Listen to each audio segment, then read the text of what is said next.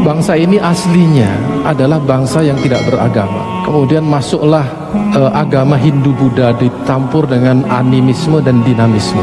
Setelah itu kerajaan-kerajaan itu pudar, bergantilah dengan kerajaan-kerajaan Islam tanpa satu proses peperangan sedikit pun.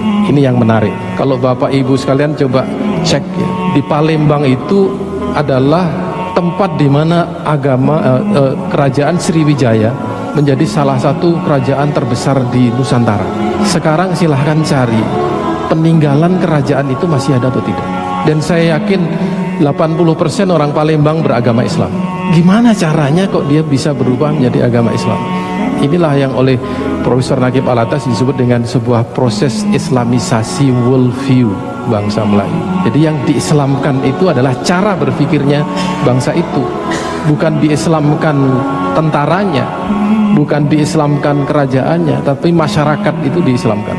Setelah kerajaan-kerajaan kita masuk pada era penjajahan yang secara otomatis harus kita katakan penjajah itu beragama Kristen. Maka terjadilah pada waktu itu kolonialisasi dan kristenisasi. Sekolah-sekolah Kristen berdiri di situ dan juga memperkenalkan sebuah sistem pendidikan sekuler. Ya, Indonesia yang mayoritas beragama Islam harus bisa menerima sekolah-sekolah umum dan sekolah agama di sisi yang lain. Ini satu persoalan. Dari penjajahan masuk ke republik. Republik ini didirikan oleh orang-orang Islam. 90% anggota persiapan kemerdekaan Indonesia adalah beragama Islam.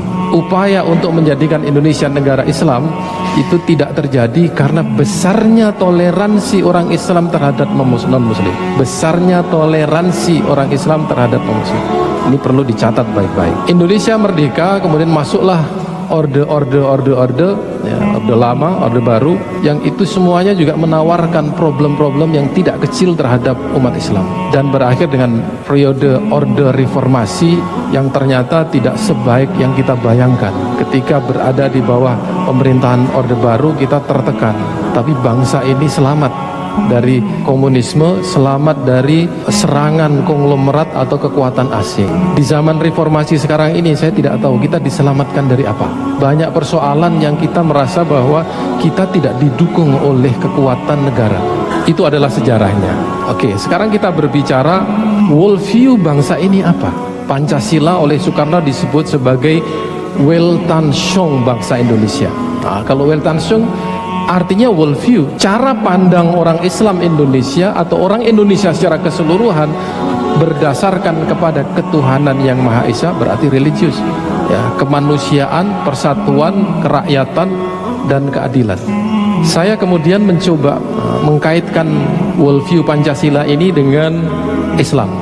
Kalau seorang Muslim ya, mengamalkan ajaran Islam yang berdasarkan rukun Islam yang 5 saja dengan sebaik-baiknya, dia sudah menjadi orang Pancasilais, karena ketuhanan yang Maha Esa itu adalah iman berislam dengan sebaik-baiknya. Belum lagi dia menjalankan syariat Islam yang 5 atau rukun Islam yang 5 itu sudah menjamin bahwa dia orang baik. Ditambah lagi jika dia menyertai keislamannya dengan keimanan, pasti dia akan lebih baik lagi. Karena seorang yang Muslim yang hanya menjalankan Islam ya, itu saja sudah dijamin bahwa dia menjadi orang yang taat kepada sebuah hukum, taat sholat, kecuali yang Islam syahadat selesai ya, itu soal lain.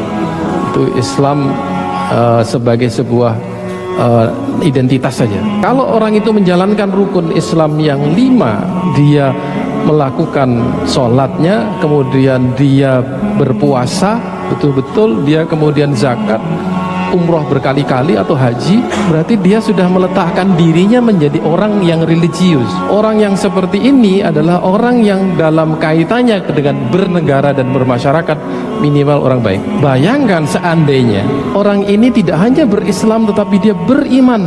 Keimanan seseorang itu kalau diukur dari 5-6 rukunnya simple, tetapi ternyata di dalam hadis keimanan seseorang itu implikasinya 90 cabang. Banyak sekali implikasi orang beriman.